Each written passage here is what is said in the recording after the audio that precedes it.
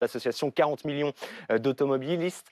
Philippe Nozière, j'imagine qu'il y a une forme de ras-le-bol de votre côté face à cette nouvelle flambée des prix qui semble ne plus pouvoir s'arrêter.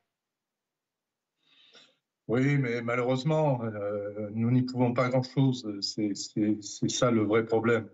Alors, on essaye depuis des années d'obtenir de nos gouvernements une baisse de la TVA, mais à ce jour, nous n'y sommes pas encore arrivés.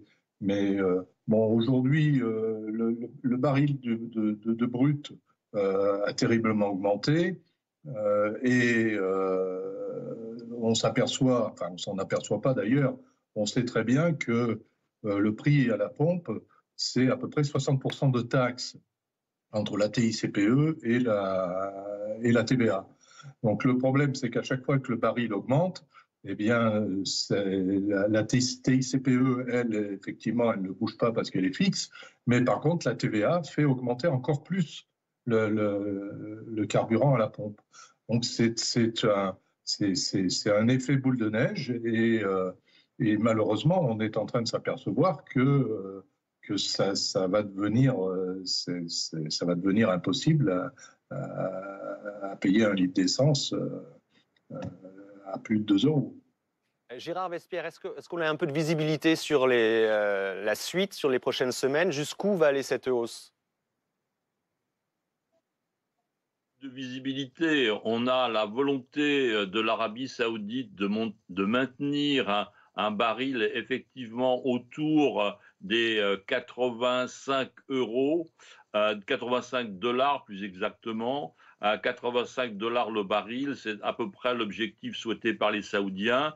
Il y a 3 semaines, nous étions descendus à 72, donc voyez-vous, il y a un phénomène de yo-yo permanent, et dès que les prix descendent de trop, eh bien à ce moment-là, les Saoudiens ferment les robinets.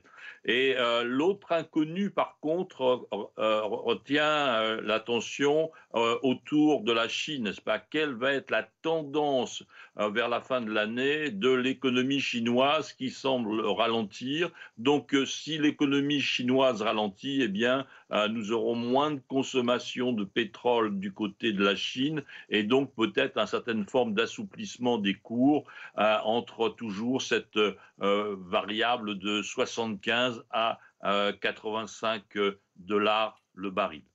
Alors, on comprend le contexte géopolitique, mais est-ce qu'on n'a pas des leviers malgré tout, nous, de notre côté, à la fois sur les marges des distributeurs ou encore sur les taxes? On sait qu'elles sont importantes sur les carburants. Alors, sur les 4 piliers qui forment le prix, le baril, le cours du dollar par rapport à l'euro.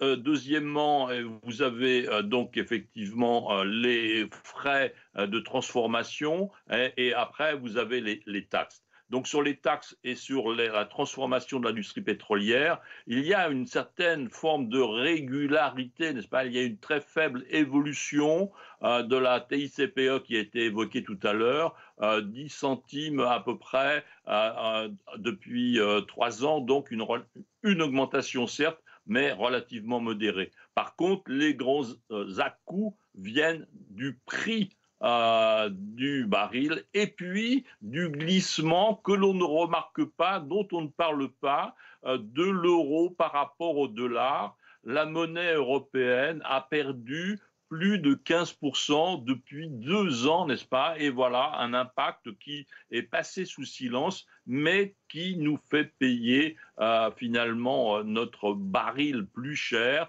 et donc le litre à la pompe à un prix plus élevé. Philippe Nozière, est-ce qu'on se souvient des ristournes gouvernementales qui avaient été mises en place ces derniers mois? Est-ce que vous seriez favorable à un retour de ce type de dispositif si le prix devait continuer à s'envoler dans les prochaines semaines? Écoutez, oui, on va pas refuser des ristournes gouvernementales. C'est vrai que fin 2022, enfin à l'été 2022 et jusqu'à fin de l'année 2022, l'État avait fait une ristourne de 30 centimes qui avait été ramenée ensuite à 10 centimes. Total avait également fait, Total Énergie avait également fait une ristourne. Donc ça peut être effectivement une solution, mais ce sont toujours des solutions à court terme.